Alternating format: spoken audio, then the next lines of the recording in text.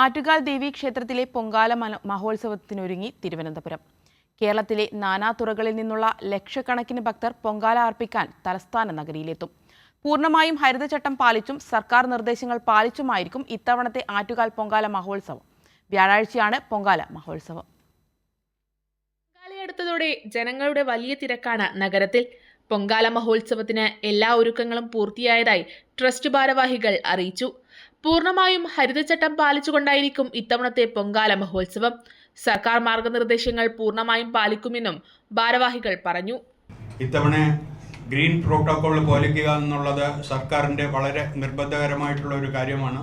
Corporation അതിലേക്ക് വേണ്ടി മുൻപന്തിയിൽ നിൽക്കുകയാണ്. പിന്നെ ചൂടിൻ്റെ കാഠിന്യം കണക്കിലെടുത്തുകൊണ്ട് പൊങ്കാലയിടുന്ന സമയത്ത് നിശ്ചിത അകലം പാലിക്കണമെന്നുള്ള ഒരു നിർദ്ദേശവും. ഭക്തജന തിരക്ക് കണക്കിലെടുത്ത ഇത്തവണ പൊങ്കാല ഡ്യൂട്ടിക്കുള്ള വനിതാ പോലീസുകാരുടെ എണ്ണം വർദ്ധിപ്പിച്ചിട്ടുണ്ട്. പൊങ്കാല സമർപ്പണ ദിവസം മാത്രം 1000 വനിതാ പോലീസുകാരെ വിന്യസിപ്പിക്കും. ഭക്തജനങ്ങൾക്ക് ശുദ്ധമായ ജലവും നല്ല ഭക്ഷണവും ഉറപ്പുവരുത്തണമെന്ന് മുഖ്യമന്ത്രി നിർദ്ദേശിച്ചിരുന്നു. വനിതാ പോലീസ് ഉദ്യോഗസ്ഥർക്ക് പുറമെ ഫയർ വുമണും ഇത്തവണത്തെ പൊങ്കാലയ്ക്ക് സുരക്ഷയൊരുക്കും. ഇതിനു പുറമെ റവന്യൂ, ജല അതോറിറ്റി, ആരോഗ്യം എന്നീ വകുപ്പുകളും KSRTCയും റെയിൽവേയും ഉത്സവവുമായി ബന്ധപ്പെട്ട് പ്രത്യേക സംവിധാനങ്ങൾ ഒരുക്കിയിട്ടുണ്ട്. കൈരളി ന്യൂസ്, തിരുവനന്തപുരം.